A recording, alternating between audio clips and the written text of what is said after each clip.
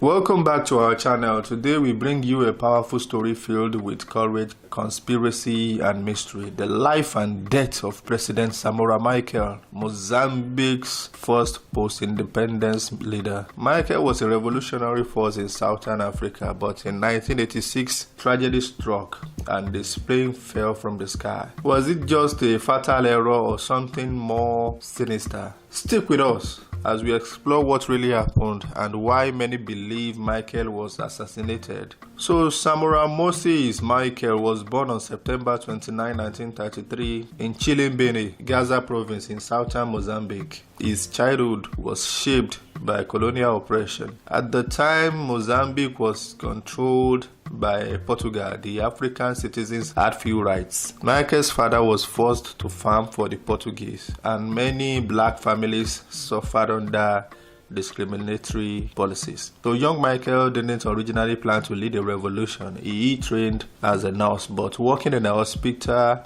he saw firsthand how black Mozambicans were mistreated, underpaid, overworked, and denied proper care. So this injustice sparked something in him. In 1963, Machel joined Frelimo, the Mozambique Liberation Front, a movement fighting for independence from colonial rule. He quickly rose through the ranks, becoming a military commander known for discipline, courage, and inspiration. So, by 1975, Mozambique won its independence and Samora Machel was elected as its first president. So Machel wasn't just a leader, he was a visionary. He believed in socialism, equality, and Pan-Africanism. So under his leadership, Mozambique made radical changes. Land was not nationalized to end the colonial ownership system, and free healthcare and education were introduced. Also, women's rights were promoted with programs focused on education and employment. Another one was that his government supported liberation struggles in neighboring countries like South Africa and Zimbabwe.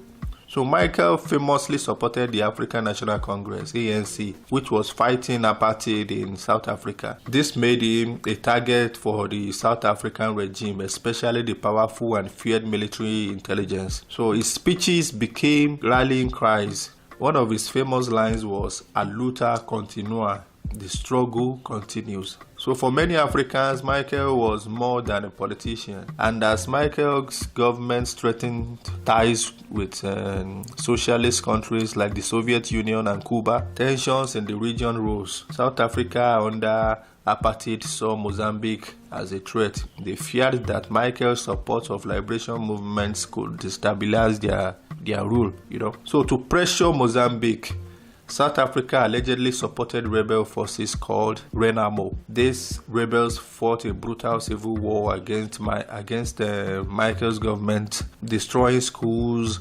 hospitals, and villages. So Mozambique's economy weakened. Foreign aid dried up. Despite this, Machel stood firm. He refused to stop supporting freedom fighters, and this defiance may have made him a target. So on October 19, 1986, President Samora Machel boarded a Soviet-made Tupolev Tu-124 plane. He was returning from a summit in Zambia, joined by government officials and crew members. The flight should have been routine, but at around 9 p.m., the plane deviated from its course. It crashed in the Lebombo Mountains near Mbuzini, just inside South African territory. And of the 44 people on board, only one survived. President Machel was among the dead. South African soldiers arrived quickly at the site, raising eyebrows.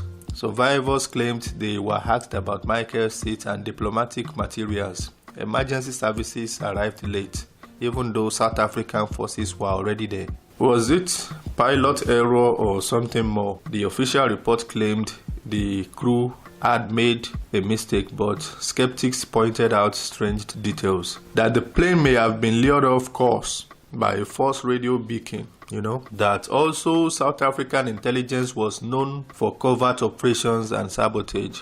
Also that maybe Soviet officials rejected the report's findings, calling it politically motivated. So, and years later, whilst blowers emerged, one former South African operative claimed a beacon was used to misguide Machel's plane. He also alleged that the operation was sanctioned at high levels, but no solid proof was ever released. Mozambique, the USSR, and South Africa formed a tripartite commission. The investigation dragged on, and many believed this truth was buried under diplomacy and politics. So the death of Samora Machel shook Mozambique to its core. Thousands mourned. His funeral was attended by world leaders including Fidel Castro and Oliver Tambo. Mozambique built a memorial at the crash site in Buzini, a hunting structure made from steel pipes, designed to echo like wind chimes when the breeze blows. It's a symbol of grief and remembrance, So Machel's widow, Gaka Machel, later became the first lady of South Africa by marrying Nelson Mandela, but she continued to honor Samora's legacy,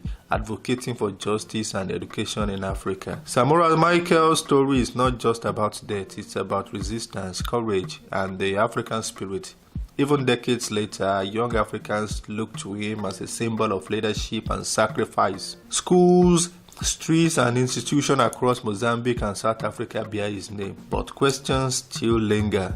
Was Machel assassinated?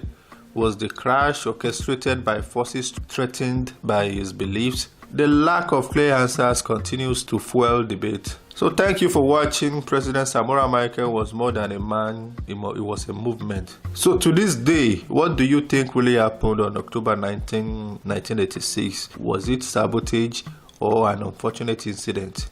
Let us know. So like, share and subscribe for more in-depth stories from African history, politics and mystery. And remember, a luta continua. See you in the next video.